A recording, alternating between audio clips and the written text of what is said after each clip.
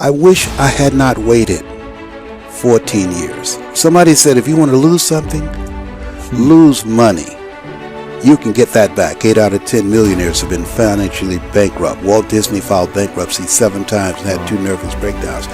But don't lose time. There were 14 years I sat on the sideline. 14 years I said, I don't have an investor in me like Tony Robbins. 14 years that said, I don't have an MBA or a PhD, and I can't compete with these guys. I have the complexion of rejection.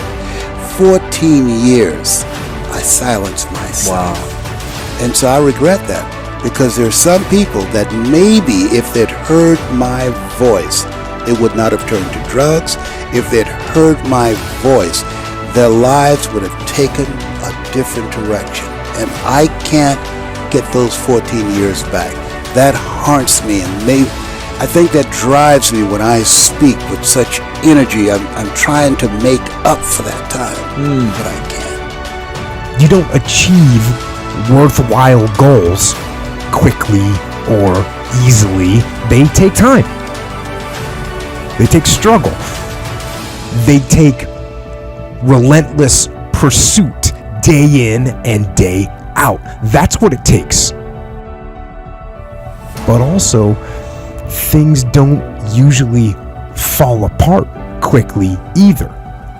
At least at first, it's a slow process. A little slip here, a little setback over there, a little wearing down of discipline and will over time. That's the thing. Success and failure are generally slow processes. Either slowly building things up or gradually tearing them down. And that's why I say you've got to pay attention. You have to watch. You have to watch every single second. Because those seconds, they turn into minutes. And minutes turn into hours, and hours turn into days, and days turn into years. And so, that second that just went by, that counted.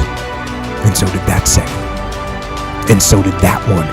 And in those precious seconds, you were either building or you were decaying. You were either gaining ground or you were losing ground in that second, and in every second. Every second counts. So make every second count.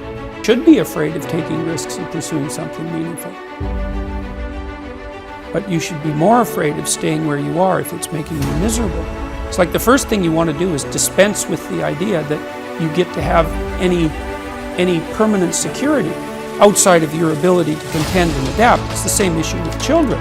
It's like you're paying a price by sitting there being miserable. You might say, well, the devil I know is better than the one I don't. It's like, don't be so sure of that.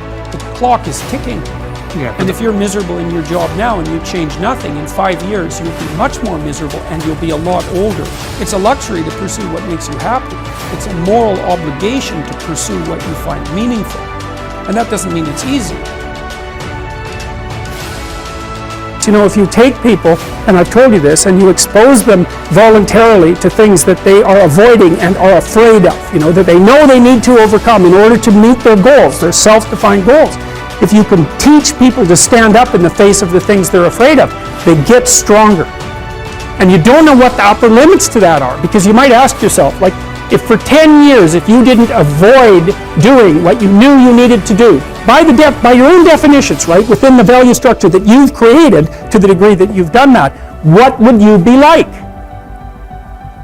Well, you know, there are remarkable people who come into the world from time to time, and there are people who do find out over decades-long periods what they could be like if they were who they were, if they spoke their being forward.